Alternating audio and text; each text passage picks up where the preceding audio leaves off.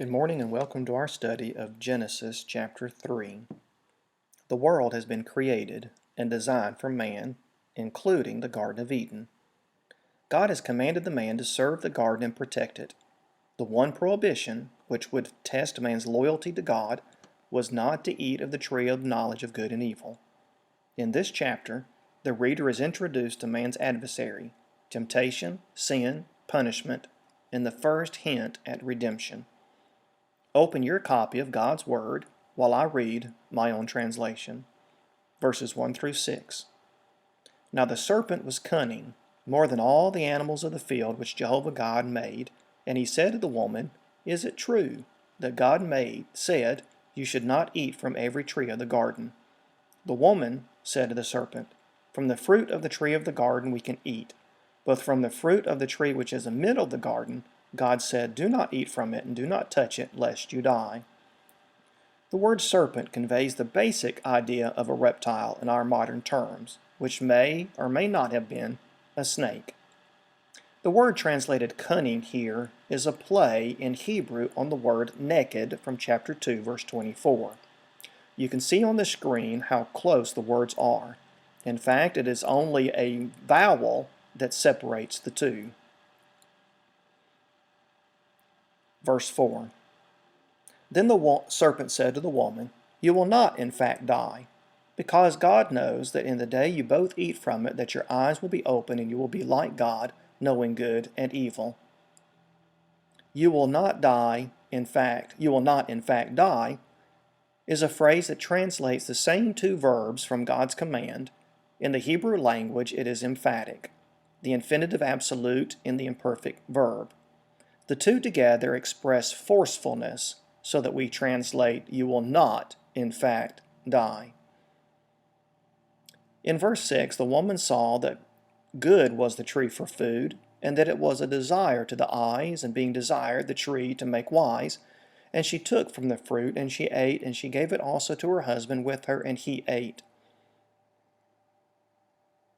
Wise means insight, understanding, or success.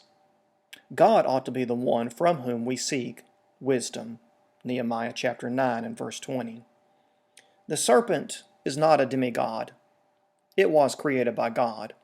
It is not to be worshipped, therefore. Rather, if anything, it should be avoided. God knew sin as far as His holy nature would allow. That is, God knew the eternal repercussions of sin. Man did not know sin, much like a small child who has not been exposed to sin. But man will know sin differently than God does. Man will experience sin and its fatal consequences. That is what God was trying to spare man. Since Satan uses the plural pronouns, it suggests that Adam was present as he tempted Eve. The preposition with her also argues for that point. Adam should not have been deceived. He sinned, as it were, with his eyes wide open. If we are correct in dating the book of Job to the patriarchal era, then Israel would have been familiar with the adversary Satan from that work, Job chapters 1 and 2. The picture of the serpent we have here is consistent with that portrayal. Whether the Hebrews in Moses' day made the same connection, we do not know. The tempter first questions God's goodness. Has He really given any tree of the garden? The tempter likes to make God look selfish and narrow-minded when he gives parameters and stipulations for man to obey. Satan questions God's motivation for withholding the tree of knowledge. Satan outright contradicts God, adding not to God's threat. He also deceives the human pair, arguing their eyes will be opened, a reference to more knowledge, and they will be like God, knowing good and evil. Eve herself does not consistently quote God either, adding do not touch to God's prohibition. We do not know why she added that. The simple fact is that Satan has twisted the truth so that Eve falls for his ploy and pays a severe penalty. What we see here from Adam and Eve's perspective is a lack of gratitude. Consider all the trees they had from which to eat in the garden, and they focus on the one tree which God had forbidden. From that perspective, many sins result from a lack of gratitude. Satan, meaning opponent or adversary, will also largely be known as the devil or a slanderer. The Bible was not written to answer our inquiries into Satan's origin, but we do get some glimpses into his background. For example, he was created by God, as all things were, and therefore good. Chapter 1, verse 31. He had a problem with pride, Paul implies in 1 Timothy 3 and verse 6, which led him to being expelled from the presence of God. We see pictured in Revelation 12, verse 9, and Jude, verse 6. Hell was prepared for the devil and his angels, Matthew 25, verse 41. Apparently, there is no plan of salvation for the angelic creation who rebelled against God. Hebrews chapter 2, verses 14 through 18. Satan as a person and not a generic adversary shows up again in 1 Chronicles chapter 21, verses 1 and 2, and again in the prophet Zechariah in chapter 3. Jesus says Satan was a murderer from the beginning, a liar, the father of lies, John 8, verse 44. Jesus came to render the devil powerless, Hebrews 2 and verse 14, and to destroy his works, 1 John 3 and verse 8. Yet Jesus warns that Satan is still shrewd, Matthew 10, verse 16, and he seeks to devour, 1 Peter 5 and verse 8. We read verse 7 through verse 13. Then they were opened, the eyes of both, and they knew that they were naked. And they sewed together the fig leaf, and they made for themselves waist coverings. This waist covering is a girdle, a loincloth, or an apron. The fig leaf is the largest among the trees from that area. For some reason, whether it's fragile material or too immodest, God will make something else for them, in verse 21. Verse 8 says, They heard the sound of Jehovah God walking in the garden in the wind of the day, and the man and his wife hid themselves from the face of Jehovah God in the middle of the trees of the garden. The word heard here could also be translated obeyed, which is ironic, since that is not what they did in verse 6. The word wind here is the same word as spirit in chapter 1, verse 3. Here it means the time of day when a breeze is blowing. We do not know if it was morning or evening. Verse 9. Jehovah God called to the man and said to him, Where are you? And he said, Your sound I heard in the garden, and I was afraid, because naked I was. Naked I myself was, and I hid myself. Then he said, Who informed you that naked you yourself were? From the tree which I commanded you not to eat from it have you eaten? And the man said, The woman who you gave to be with me, she gave to me from the tree, and I ate. So Jehovah God said to the woman, What is this you have done? And the woman said, The serpent deceived me, and I ate. The tree was good to look at, but once they disobeyed, what they saw was their own nakedness. The tree was desired to make them knowledgeable, but what they knew was their need for covering themselves. What was supposed to be good led them to fear their Creator. When God called to the man, Where are you? God is surely asking man to evaluate himself, where he was in relationship to God. Jehovah knew where Adam was, in every way. Man's newfound knowledge made him ashamed to be naked. God asked how he came to that knowledge. God answers his own question on Adam's behalf when he says, Have you eaten from the tree which I commanded you not to eat? Adam does not accept responsibility. In fact, he blames Eve first, and then he blames God. The woman was honest and open. The serpent deceived me. But regardless of whether one had his eyes opened, like Adam, or was deceived, like Eve, both disobeyed, and both would be separated from the tree of life. In your own Bible, highlight the number of times the verb to eat has been used in some form in this paragraph. It illustrates the nature of the act of disobedience. The passage is not a quotation or allusion to Genesis chapter 3, but the New Testament begins with man seeking after God, Matthew 2, verse 2, while the Old Testament begins with God seeking man. Like Jonah, man often runs from or hides from God, even through the end of the Bible, Revelation 6, verse 16. But nothing is hidden from God's knowledge. Let us read verses 14 through 19.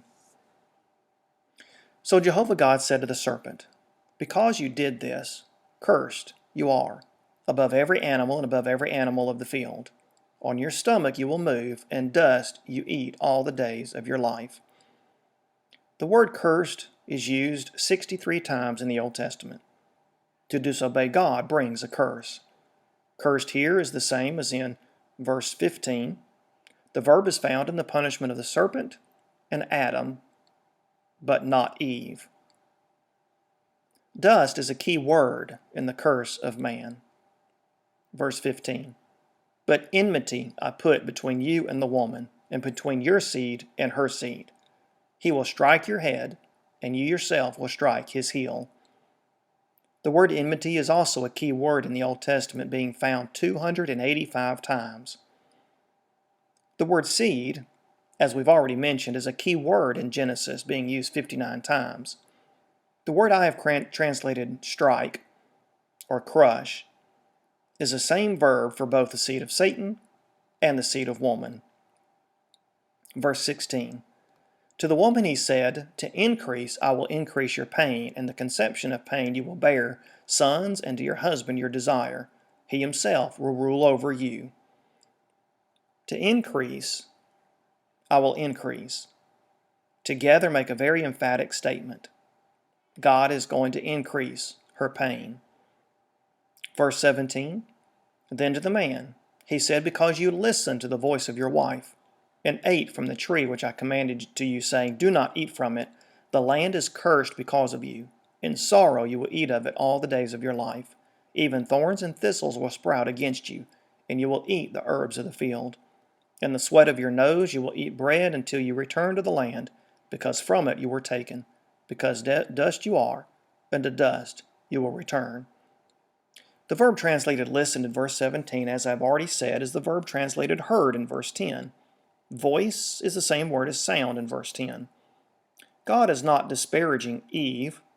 He's severely criticizing, however, Adam for listening to anyone over God. Satan, ignorant as he is, 1 Corinthians chapter 2 and verse 8, did not know that his behavior would bring about his own painful, crushing defeat. We do not believe that this curse meant that the serpent had been a four-legged animal before and would now move on its belly. This is poetry, which, while still conveying an important message, is not to be understood literally. Serpents do not eat dust, for example. But the idea is one of humiliation, and in fact, slithering on its belly, it would be more vulnerable to having its head crushed, as we see pictured in verse 15. The verb used of Satan and of the seed is the same verb, strike or crush, but the effect is decidedly different. Getting crushed on the heel is not fatal. Getting crushed on the head is fatal, especially for a serpent. The whole tenor of the text argues that there is something more going on here than simply the fear of snakes. We have a serpent speaking to Eve, talking about disobeying God. There is enmity between the seed of the serpent and the seed of woman. Generally, the seed is associated with a male. Here, it is identified with a woman. The rest of the Bible answer the question as to what God intended. Clearly, chapter 3, verse 15 is the proto-evangelium, the first promise of the gospel message. The seed of woman will crush the serpent's head. Please observe that the verb curse is not used with Eve. God will increase her pain in childbearing, implying that childbirth would have involved some pain before the disobedience. Her desire would be to her husband, but he will rule over her. We're not sure exactly what God meant by this, but the second phrase, but he, is disjunctive, which suggests two opposite actions. Eve will desire her husband, but he will rule over her. In Genesis chapter 4, verse 7, sin is personified, and it will desire Cain, but he must rule it. We do not know what God intends for man to be. We do know that God intends for man to be the head, both of the family and of the church.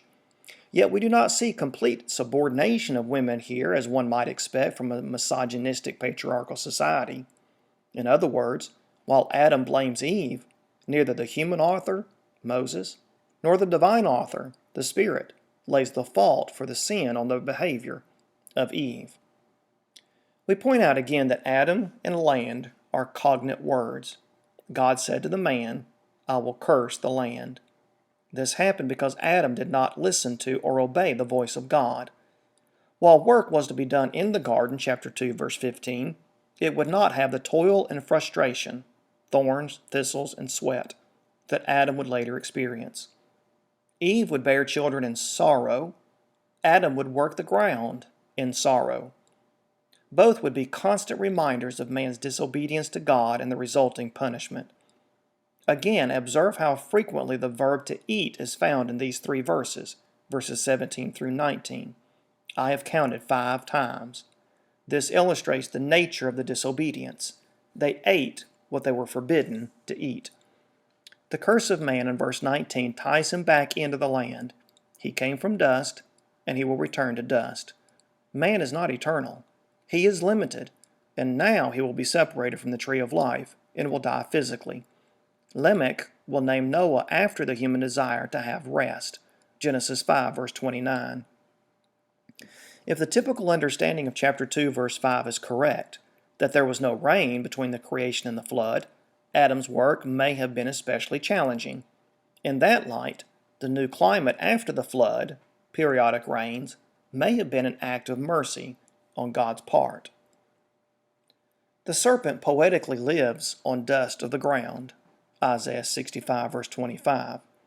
There is pain in childbirth, but children are still a gift from God. Psalms 127 and Psalms 128, which becomes a metaphor for hard and difficult times in the prophets. Man will return to the dust. Ecclesiastes 12 and verse 7. Painful labor is forgotten, Jesus says, when the child is born into the world. John 16, verse 21. By the same token, troubles in this life will surely be forgotten in the experience of heaven's glories. Revelation 7, verse 17. Paul will say that Jesus was born of a woman. Galatians 4 and verse 4, indubitably referring to the virgin birth, but perhaps also an allusion to Genesis 3 and verse 15. John identifies clearly this serpent as the devil, Satan, the tempter, in Revelation 12 verse 9, who'll be thrown into hell, the lake of fire, Revelation 20 verse 2. Until then, as Christians spread the gospel of Christ, they are trampling Satan under their feet, Romans chapter 16 verse 20. In Galatians 3 and verse 16, Paul identifies the seed promised to Abraham as being none other than Jesus. He specifically has in mind Abraham, but since seed is a theme of Genesis, Paul would surely say the seed of Genesis 3:15 is Christ. Finally, let us read verses 20 through 24. Then Adam called the name of his wife Eve, because she herself was the mother of all living. The Septuagint, the Greek translation of the Hebrew, translates Eve as Zoe, which means living. Verse 21, Jehovah God made for man and for his wife tunics of skin, and he clothed them. These tunics were a type of garment also given to Joseph by Jacob at Genesis chapter 37. King David's daughters wore long-sleeved tunics in 2 Samuel chapter 13. Otherwise, we do not know exactly what type of garment this was. Verse 22, Jehovah God said, Behold, the man is like one of us who know good and evil. So now lest he extend his hand and take even from the tree of life and eat and live indefinitely. So Jehovah God sent him from the Garden of Eden to serve the land where he was taken from there. I have inserted ellipses in verse 22, that is the ... to show that God does not finish his sentence. It is a rhetorical device known as aposiopesis. His thought is immediately fulfilled in action as God sends Adam and Eve out of the garden. Verse 23. Jehovah God sent him from the Garden of Eden to serve the land where he was taken from there. And he expelled the man, and he placed to the east of the Garden of Eden the cherubim, and the flame of the sword was turning every way to guard the way to the tree of life.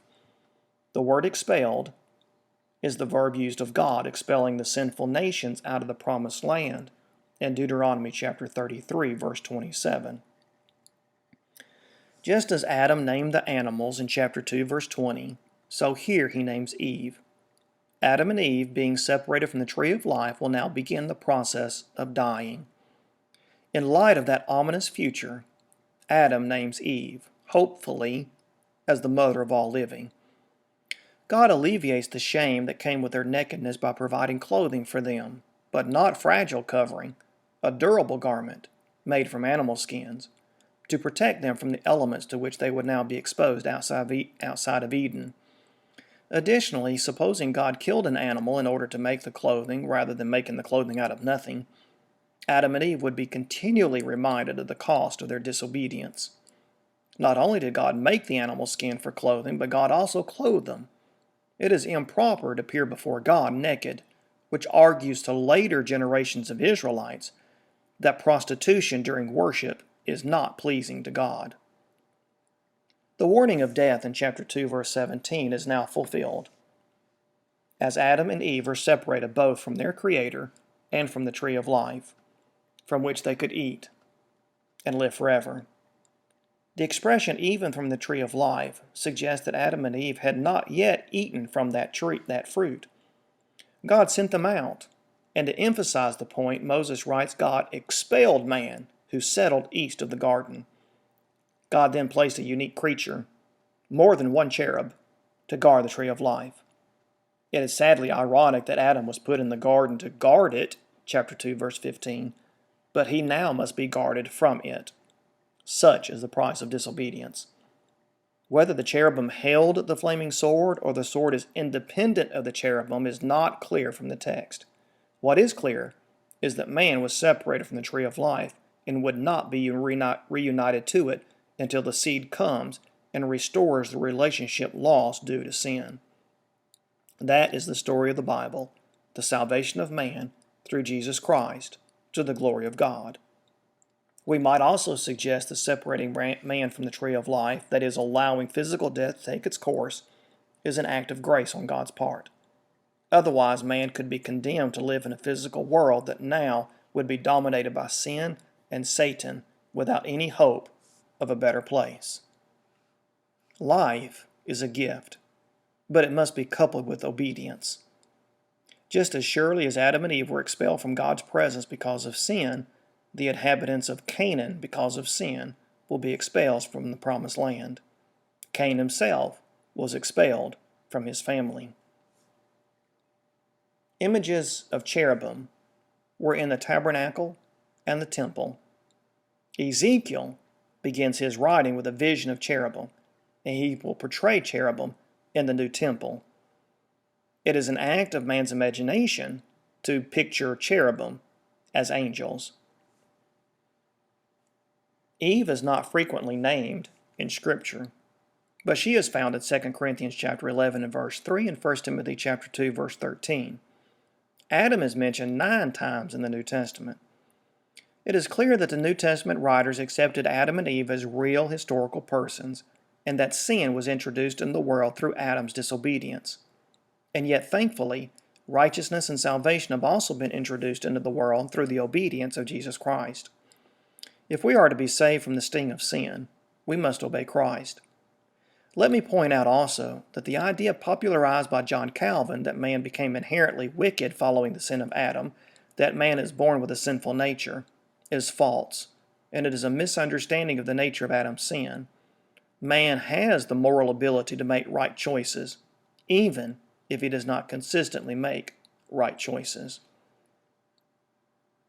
Thank you for joining me today for our study of Genesis chapter 3, and God bless you.